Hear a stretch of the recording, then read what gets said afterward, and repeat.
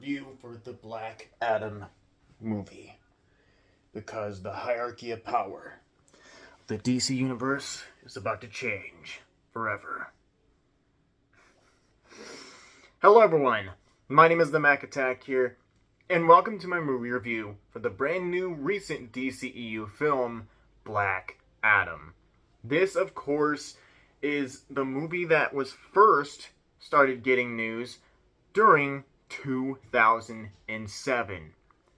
And now, after all of these years of waiting, the Black Adam movie is finally upon us and has been experienced for the whole world to see. Now, allow me to clarify to you guys, this is my spoiler-free review for this film, so obviously I'm not going to give out any spoilers or details for this review whatsoever. And as you guys know, for how the movie's doing so far right now, critics are bashing it. But the same way that they've critiqued Batman v Superman, Dawn of Justice, Man of Steel, that's how they're doing with Black Adam. But the audiences have made it very clear how much they love the Black Adam movie. So, later on I'll get with the whole Rotten Tomatoes situation, but Black Adam is starring Dwayne "The Rock" Johnson as the one, the only Shazam villain himself, Black Adam. While this film is all about, after a long sleep, Black Adam has been awakened to the world and is causing major chaos, causing destruction, taking out anyone that stands in his way, which brings in the Justice Society of America. Now, I'm going to tell you this right now. This is by far the best action that I've ever seen out of the DCEU film. And I'm happy that we're back to this hardcore action that the Snyderverse movies kind of had in the films. I'm so happy that we got this action back, because while there was some good action in DCEU films when Snyder didn't direct them, they weren't as cool. They were good action, but they weren't as cool as Zack Snyder's. But this one felt exactly like the action that Zack Snyder would use in his films. But now, this film, I think is heavily to pay homage to the Zack Snyder DC films. Because, again, with the dark and gritty tone, with the dark tone that the movie has, and how completely of a badass the character of Black Adam is, and the action is, along with the visuals, again, it kind of gives you that kind of feel for a film. Does it make this film bad? No, not at all. It doesn't make the film bad whatsoever. The actors did a very great job. Absolutely, once again, my thoughts about Dwayne "The Rock" Johnson as Black Adam. I think he knocked it out of the park, as I figured he would. While, do I just see The Rock when I see Black Adam in the film? Yes. But there are times in the film that he tries to be a different character instead of being himself. But there are times where The Rock acts like he's himself, but mostly he does his own type of different characteristics, which is what people were afraid that he wouldn't do before the film was released. But, the Justice Society of America, they were great. The biggest standouts, of course, were Hawkman and Dr. Fate. And I gotta tell you right now, Pierce Brosnan, James Bond, as Dr. Fate, was the most phenomenal choice to play Dr. Fate. I could not believe how insanely awesome it was to see him as Dr. Fate. It was incredible and it was interesting. And seeing Dr. Fate's scenes, it gave me the exact feel of who Dr. Fate is in the comics and the cartoons. And I like the character of Dr. Fate. He is absolutely interesting in the comics. He was interesting in the Injustice games. He's interesting in Young Justice.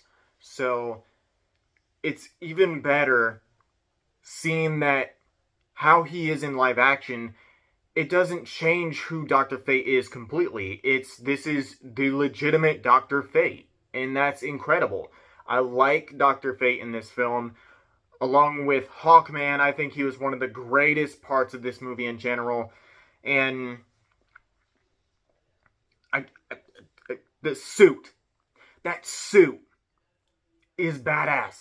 The suit is badass. Almost every suit in the Black Adam movie is badass.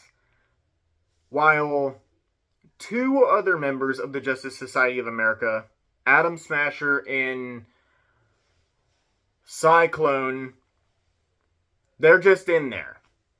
You get to see them have a little bit of moments here and there, but they're just there.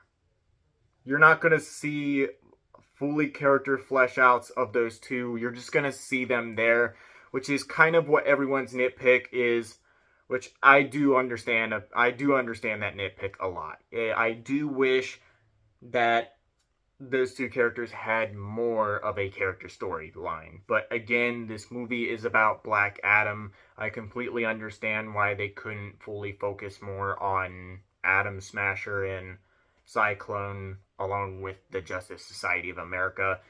But you think that since though they are a big part of the movie storyline, you'd think there would be a lot more of Atom Smasher and Cyclone, but oh well.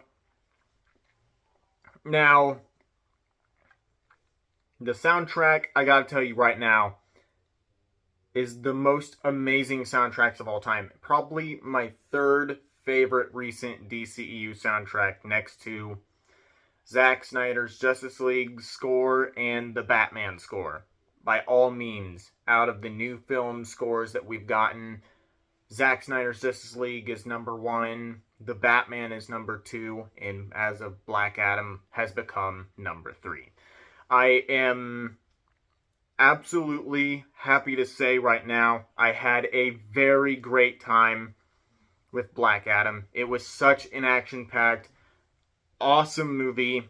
I was hyped for this ever since this movie's announcement, and now that we got it, I am happy to say that this is one of my most favorite DCEU films to ever have come out recently. It is by far the greatest film of all time, and truly, I don't care what the critics say, and I don't care what the little minority of the Snyderverse fans have to say about it being toxic. Not toxic, but being a shitty movie. The hierarchy of power of the DCEU has been changed forever, thanks to David Zaslav and Warner Bros. Discovery, because the evil stench of Toby Emmerich, Walter Hamada, and the old regime has been removed from WB. You shouldn't complain and say their stuff is still in the movie when you clearly don't forget and realize that they've made changes that the old regime would have never done. Meanwhile, you, the little minority of the Snyderverse fans, if you're watching this right now, little minority of Snyderverse fans who are hating on Black Adam for the stupidest reason possible, continuing to make the loyal Snyderverse fans look bad. You are, after asking for two of the famous DCU actors back, and after asking politely for Discovery to remove Walter Hamada, Toby Emmerich, and the entire people who were responsible for the shitty things that these films have been having recently, now you're back to bitching and moaning. Complaining. You're the reason why Walter Hamada's fandom continues to call the Snyderverse fans toxic, when it's not always true. There are fans of the Snyderverse community who actually pay respects and actually gives movies a chance instead of getting all butthurt. But